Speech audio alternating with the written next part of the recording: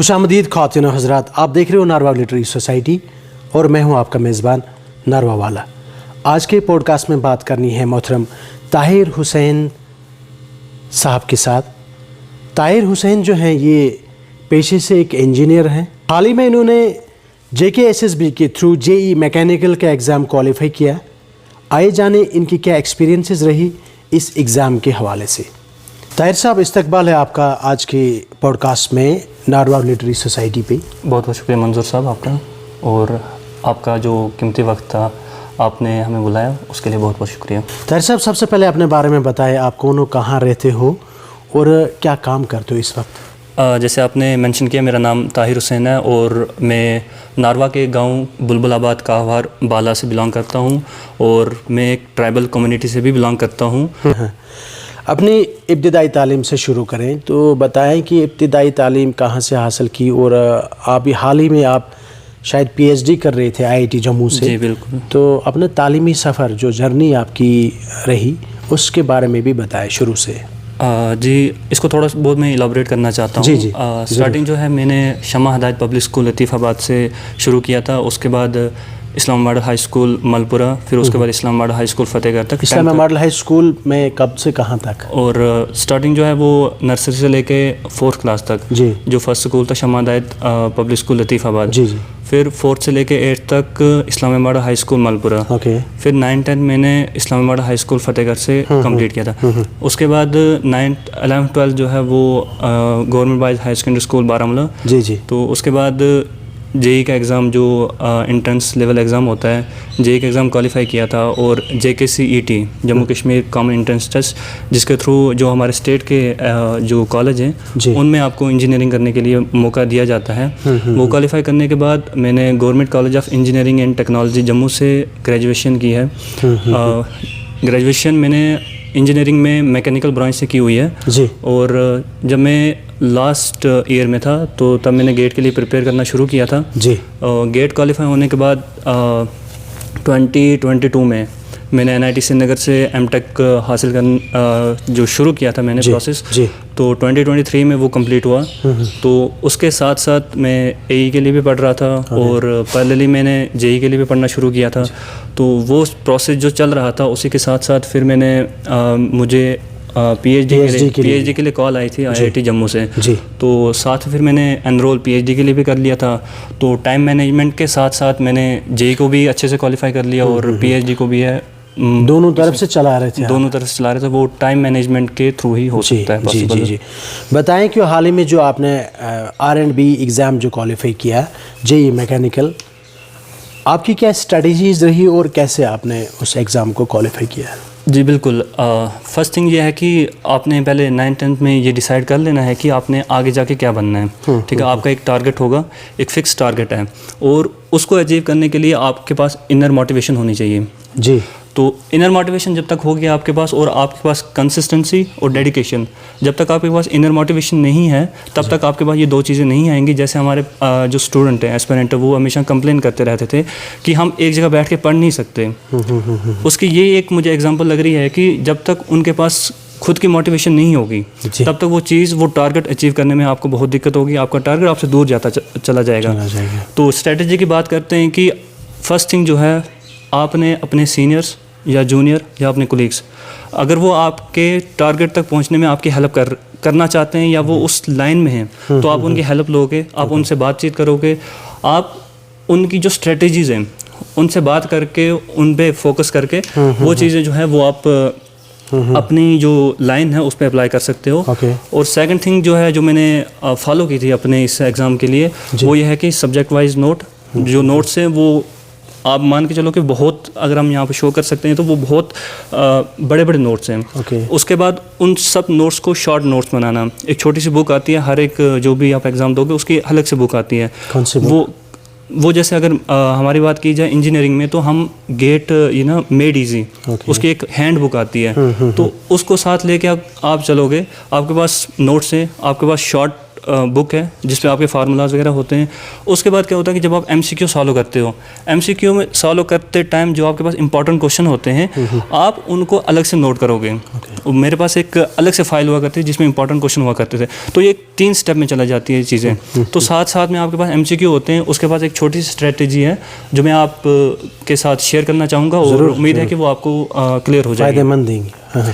MCQ strategy, MCQ solve करने की strategy ये रहेगी कि मेरे केस में कम से कम वो YCT की एक बुक आती है जो हर एक इंजीनियरिंग स्टूडेंट को पता होगा, यूथ कंपटीशन टाइम, उसमें अप्रॉक्सीमेटली 50,000 MCQ होते हैं। तो उनको सॉल्व करने के लिए जब आप देखते हो तो इतनी मोटी बुक होती है, तो जब उसको देखते हो आप तो आपको पहले डर लग जाता है कि ये कैसे सॉल्व होगी, ठीक है। उस चीज़ को कम करने के लिए, उस चीज़ को ओवरकम करने के लिए क्या किया हमने कि अगर आपके पास एक सब्जेक्ट है जी, उसके 5 टॉपिक्स हैं और एक टॉपिक में आपके पास कुछ 350-400 क्वेश्चन हैं, उसको आपने डिवाइड कर देना है। एक टॉपिक उसको छोटे छोटे सर्कल में डिवाइड कर देना है जी। जब आप पहले 100 क्वेश्चन सॉल्व करोगे तो उसको एक छोटा सा सर्कल में आप ब्लैक ब्लू कुछ भी आप कलर कर दो। इसी तरह से हर एक टॉपिक में आप जब क्वेश्चन सॉल्व करोगे तो आपको एक ट्रैक रिकॉर्ड रहेगा कि आपने कितने MCQ सॉल्व किए हुए हैं, कितना आपके पास पेंडिंग है और आपने कितना और फोकस करने की ज़रूरत है। तो ये एक MCQ की स्ट्रेटजी है जो मैंने अप्लाई की थी और मे बी आपके लिए बेटर हो जो अभी एस्पायरेंट हैं, जो जर्नल में है या फिर प्रोफेशनल कोर्स में है, तो उनके लिए बेटर हो सकता है। ताहिर साहब, आपने कहा कि 9th से ही एक बच्चे को इस अपने लक्ष्य को देखना चाहिए और अपने टारगेट को, उसको खुद को कंसिस्टेंसी और डेडिकेशन लेके चलना चाहिए। बिल्कुल। आप बताएं कि आपकी पढ़ाई की दौड़ में PhD तक आप अभी currently you are pursuing your PhD। आप बताएं कि आपके इंस्पिरेशन कौन रहे हैं, किसने टाइम लिया आपको इस पढ़ाई की दौड़ में गाइडेंस? बहुत सारे पेरेंट्स के साथ साथ बहुत सारे लोग ऐसे रहते हैं जो एक इंसान को एक रोल मॉडल की तरह काम करते हैं। जी बिल्कुल। आप बताएं आपने, आपके जो इंस्पिरेशन कौन है? मेरे इंस्पिरेशन और कोई नहीं हो सकते जो मेरे पेरेंट्स हैं। जी जी। और पेरेंट्स मेरे जो फादर हैं। Okay. तो मैं अपने फादर को एज ए बेस्ट फ्रेंड भी ट्रीट करता हूँ। Okay. और जब भी मेरा एग्ज़ाम होता था तो मैं अपने फादर के साथ जो है वो बैठ के पढ़ लिया करता था। पापा का क्या नाम है? मेरे पापा का नाम मोहम्मद आज़म है। वो क्या काम और करते हैं? वो भी श्राइन बोर्ड में काम करते हैं। तो वो मेरे लिए एक इंस्पिरेशन है। और मेरे लिए इनर मोटिवेशन जो मैंने पहले बात की थी Okay. वो मेरे पेरेंट्स हैं। और जब आप पेरेंट्स को देखते हो, एक टाइम था उनकी एक एज थी, आज एक उनकी एक और एज है। Okay. तो आप बढ़ती उम्र के साथ जब आप उन्हें देखते हो, आप उनके चेहरे की तरफ देखते हो तो आपको फील होता है कि नहीं, you have to do something. क्योंकि टाइम आपके पास लिमिट है, आपके पास एक पर्टिकुलर टाइम है। जब आप स्टडी कर रहे होते हो तो आपके पेरेंट्स भी आपको बहुत सपोर्ट करेंगे, लेकिन एक टाइम के बाद तो आपके पेरेंट्स जो हैं उन्हें आपकी सपोर्ट की ज़रूरत है। तो इसलिए वो जब चीज़ आपके दिमाग में होती है, जब आपके दिलो दिमाग में छाई होती है, जी, जी। तो आप ज़रूर वो चीज़ अचीव करने के लिए आप कुछ भी कर सकते हो। जी। तो मैं हमेशा उनके साथ रहता था। जब भी मैंने गेट के लिए प्रिपेयर किया है, मैंने AE के लिए प्रिपेयर किया है, मैंने JEE के लिए प्रिपेयर किया है। जी। मैं जब ग्रेजुएशन कर रहा था मैं अपने फादर के साथ ही रहा करता था। और मेरी मदर ने हमेशा मेरे लिए दुआएं की हैं। तो एक और काम जो आप कर सकते हो, आप अपने मैनर्स, अपना तौर तरीका ऐसा बनाओ कि आपको किसी को कहने की ज़रूरत ना पड़े कि हमारे लिए दुआ करें। तो आपके जो तरीके होने चाहिए, जो आपके मैनर्स होने चाहिए घर पे एक बाहर, तो आपके लिए खुद जो लोग हैं, वो जो माँ बाप हैं, वो आपके लिए दुआ करें। और उनकी आपकी जो सक्सेसफुल जो लाइफ है उसमें बहुत बड़ा इम्पैक्ट है आपके माँ बाप का, उनकी दुआओं का और उनके सपोर्ट का। उसके बाद टीचर्स का भी बताएं। बहुत ज़्यादा टीचर्स सिर्फ वही नहीं होते जो आपके स्कूल में आपको पढ़ाते हैं, उनका एक बहुत बड़ा इम्पैक्ट होता है। क्योंकि एक सुपरवाइज़र के अंडर जब तक आप नहीं रहोगे तो आप अपने डायरेक्शन, अपने टारगेट को अचीव नहीं कर पाते।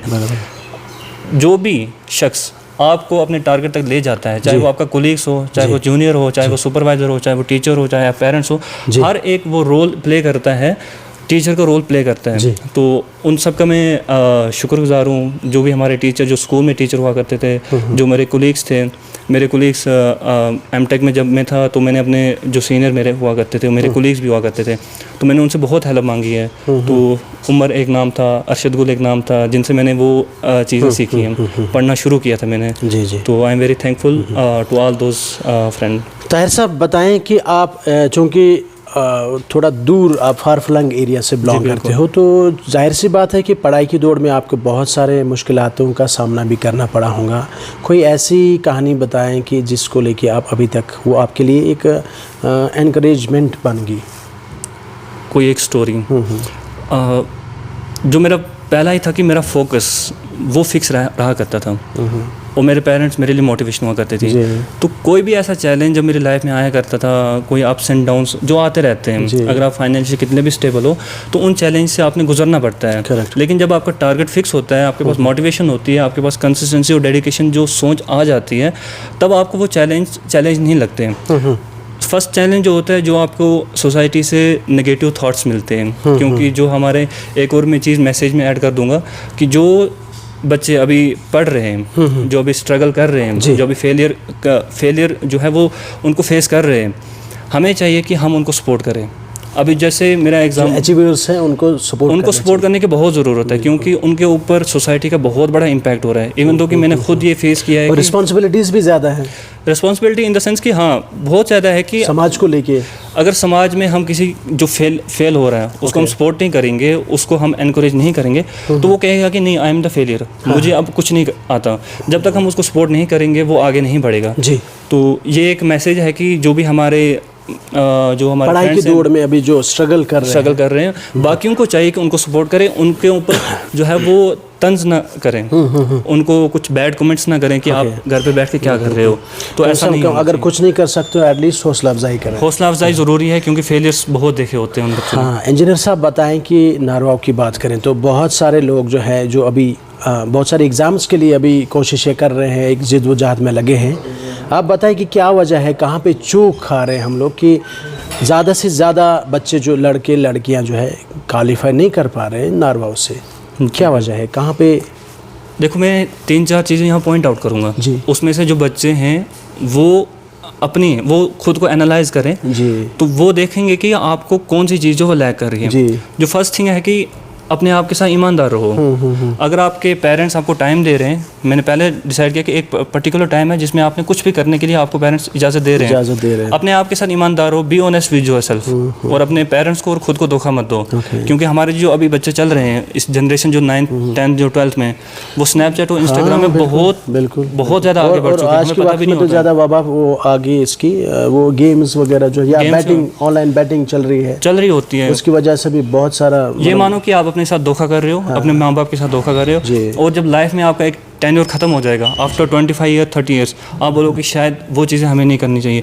ये आपकी लाइफ में वैल्यू एडिशन ये चीज़ें नहीं है। तो फर्स्ट थिंग है कि बी ऑनेस्ट विद योरसेल्फ, और दूसरा है कि टाइम टेबल एक ऐसा नहीं है कि आपने आज बनाया, उसको प्रिंट आउट निकालोगे, उसको लेमिनेट करके आप दीवार पे लटका दोगे। टाइम टेबल ऐसी चीज़ है जो हमेशा मेरे साथ हर हफ्ते में चेंज हुआ करता था।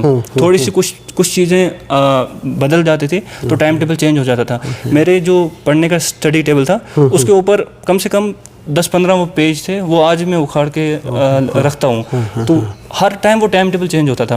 आपके पास अगर 3 महीने का टाइम है, टेन्यूर है, 3 महीने को आप डिवाइड कर लो, आपके सब्जेक्ट कितने हैं, आपको MCQ सॉल्व करने हैं, अपने रिवीजन करना है, अपने मॉक टेस्ट देने हैं, तो उनको डिवाइड करोगे तब आपको पता चलेगा कि हमारे पास बहुत कम टाइम है। अगर आप ऐसे रैंडमली सोचोगे 3 महीने, अरे यार मेरे पास बहुत टाइम है, चलो मैं 2 महीने रेस्ट कर लेता हूँ, मैं नेक्स्ट मंथ में पढ़ूंगा, तो एक बहुत भूल होती है। तीसरी चीज़ है टाइम मैनेजमेंट, और फोर्थ जो है, जो एस्पिरेंट के लिए मैं कहना चाहता हूँ, learning from the other mistake, कि अगर मैं यहाँ पर हूँ, मैंने कुछ गलतियाँ की हैं जो मेरे साथ अभी 25 ईयर्स तक हुआ है, उसका ये मानो कि मैं गलतियों से सीखना, ये मैं निचोड़ बता रहा हूँ कि कुछ गलतियाँ जो मैंने की हुई है वो आप सीखोगे मुझसे, ठीक है।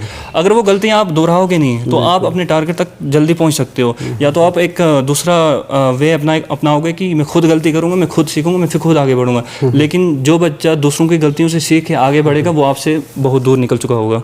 तो learning from the other mistake, ये एक और थंब रूल है। जाते जाते आप बताएं कि कोई खास मैसेज देना चाहते हो अपने जो हमारे जो ऑडियंस अभी देख रही है जी, खासकर यूथ के लिए कोई खास मैसेज?